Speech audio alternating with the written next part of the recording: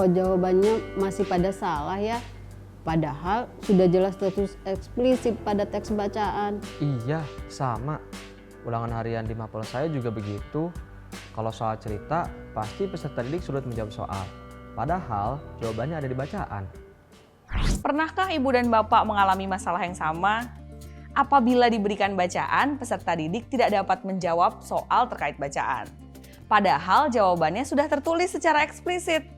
Ini menunjukkan bahwa peserta didik membutuhkan bantuan untuk mengakses dan menemukan informasi pada bacaan. Hal ini merupakan kemampuan dasar yang membantu mereka untuk menafsirkan dan mengevaluasi isi bacaan tersebut nantinya. Bapak dan Ibu menemukan informasi pada bacaan biasanya lebih sulit dilakukan pada teks bacaan dengan beberapa kalimat dibandingkan dengan menemukan informasi pada sebuah kalimat. Oleh karena itu, soal cerita memang lebih menantang bagi peserta didik. Nah, ada beberapa hal yang dapat Bapak dan Ibu lakukan. Pertama, Ibu dan Bapak mengidentifikasi kemampuan membaca peserta didik. Apakah mungkin mereka belum dapat membaca dengan fasih atau lancar? Kalau iya, peserta didik yang belum dapat membaca dengan fasih perlu mendapat bimbingan secara intensif. Yang kedua, Ibu dan Bapak perlu mengetahui jenjang pemahaman kosakata peserta didik.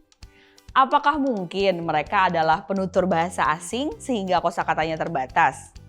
Kalau iya, peserta didik perlu mendapat bimbingan untuk memperkaya kosakata bahasa Indonesianya menggunakan bahasa ibu yang lebih aktif digunakannya. Ketiga, biasakan peserta didik menandai kata-kata kunci pada bacaan atau mencatat kata-kata kunci tersebut pada buku catatan.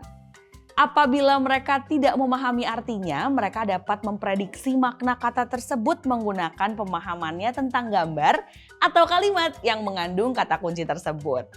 Mereka dapat menggarisbawahi kata kunci tersebut atau menuliskannya di buku catatannya. 4. Strategi lainnya adalah melatih peserta didik untuk memetakan adiksimba, yaitu kependekan dari pertanyaan apa, di mana, kapan, siapa, mengapa, dan bagaimana yang berkaitan dengan teks bacaan.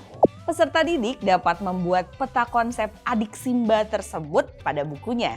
Dengan demikian, peserta didik berlatih untuk mengenali apa saja informasi penting dalam bacaan. Kelima, terakhir, biasakan peserta didik untuk membaca sebanyak mungkin. Berikan akses yang luas kepada mereka untuk membaca berbagai buku. Sediakan buku yang sesuai di perpustakaan atau pojok baca sekolah. Bekali peserta didik dengan pengetahuan tentang teknologi. Apabila mereka ingin mencari informasi dari internet, bimbinglah mereka agar dapat memilih sumber yang dibutuhkan. Nah, Ibu Bapak Guru, itulah beberapa strategi untuk mengakses dan menemukan isi teks. Ini adalah langkah awal yang membantu peserta didik untuk memahami bacaan. Yuk kita dalami kompetensi ini pada materi berikutnya ya. Selamat belajar!